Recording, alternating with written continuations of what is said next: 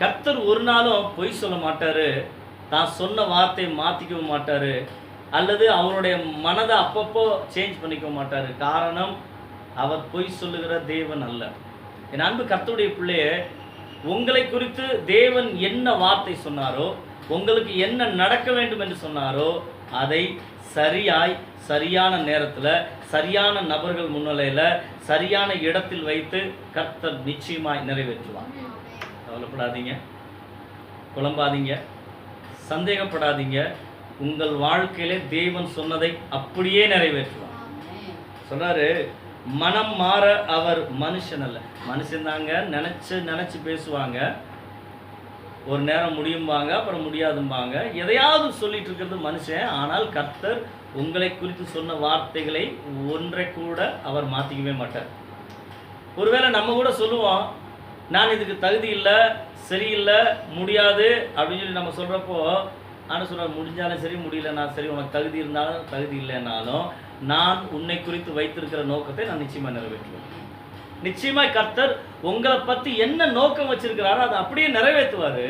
ஒரு நாள் உங்களை தள்ள மாட்டார். கர்த்தர் உங்களை தள்ளவே மாட்டார். உங்களுக்கென்று தேவன் வைத்திருக்கிற ஆசீர்வாதத்தை நிச்சயமாக நீங்கள் பெற்றுக்கொள்ளும்படி கர்த்தர் உதவி செய்வார். கர்த்தருடைய ஆசீர்வாதம் அதுதான். ஒரு நாளுமே நமக்கு திறமை இல்லையே அல்லது நம்மளால் முடியலையே அப்படின்னு சொல்லிட்டு நம்மளை ஓரங்கட்டி விட மாட்டார். நம்ம அவரை விட்டு விலகி போனாலும் அவர் மறுபடியுமாய் உங்களை தேடி வருகிறார். என் அன்பு கர்த்தருடைய பிள்ளையே, ஒருவேளை நீங்க ஆண்டவரை விட்டு விலகி போனா கூட ஆண்டவர் மறுபடியும் உங்கள் முன்பாகவே வந்து நிற்கிறார். உங்களை காப்பாற்றும்படி, உங்களை ஆசீர்வதிக்கும்படி, உங்களை உயர்த்தும்படி. கர்த்தர் அதுதான் அவர் ஒரு நோக்கம் வச்சுட்டார். அவர் மேல அன்பு வச்சுட்டார். நம்ம இதெல்லாம் ஏன் செய்யறது தெரியுங்களா? ஒரே ஒண்ணுதான். நாம் இதெல்லாம் செய்வதற்கு ஒரே ஒரு காரணம் மட்டுமே இருக்கிறது, அது அன்பு.